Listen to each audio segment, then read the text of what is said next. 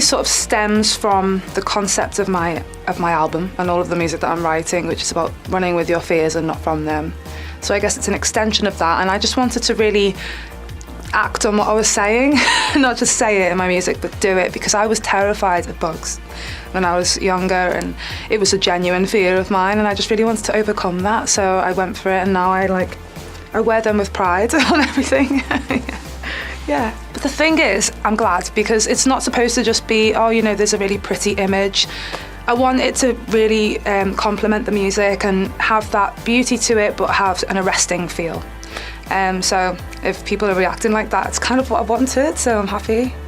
Well, you know, weirdly, like, even though I was scared of bugs, I actually always had a bit of a fascination with the way they look, because I think they're really beautiful, like how they look like such a deliberate design, but they're one of the main things that scares everybody, and so I was fascinated with that aspect of it. And I always had a lot of pictures, I collect pictures, and a lot of my pictures have bugs in them. So it was something I brought to the team and said, you know, I'm really interested in trying to find a way of getting that involved in there, and just then we, you know, solidified it into what it was. And that bug that you can see on the Feels Like Coming Home, still/moving, it really was on my face. So yeah, some fancy work might have been done afterwards, but it really was on my face. It's not computerized the way people think that it's been superimposed on there. It wasn't. You know, funnily enough, I actually have a bug on my t-shirt. Have it right there. Yes, Paloma Faith. When I was 18, I moved to London, and at the time I met a group of people who were looking into developing an artist, and the main guy whose development company it was also tour managing Paloma at the time. And I remember I was living in Liverpool, where I'm from, and I was really keen to just not stop commuting, stop having to travel between the two. And I just said, look, I really want to live in London. I want to be there, I want to meet everybody, I want to like gain new experiences. And he's like, oh, well, funnily enough, there happens to be a job coming up that could suit you. I mean, you can carry on writing and doing your own thing. So everybody knew when I first started that I was also very keen to continue growing as my own artist. So I did that for about 2 years, and then we did a lot of festivals, and it was just a great learning experience for me. And you know, I'm sure you might have heard me learning to dance in 6-inch heels. It's probably one of the biggest lessons, because it was a huge confidence builder. And then I went on to do a few shows with CeeLo Green and Wembley Stadium. That was when I was just like, whoa, this is so good, I need to be doing this. So yeah, shortly after that, things got really busy, and I just had to focus on myself from there.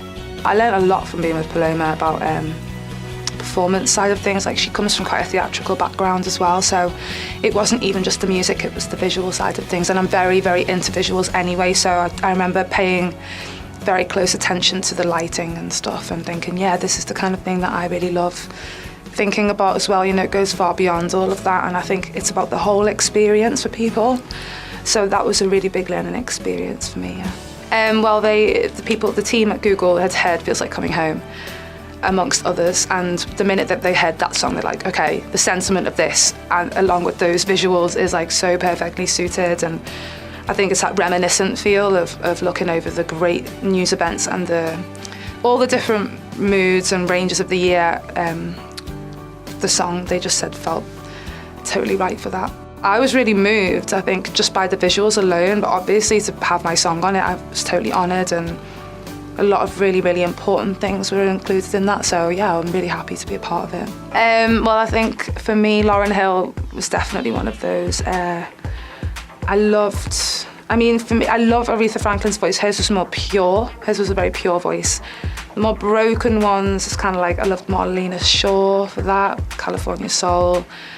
Oh, there's so many. I mean, Dolly Parton had like but in a very country-esque way. And then I love, you know, Stevie Nicks. She's probably actually one of my favourites.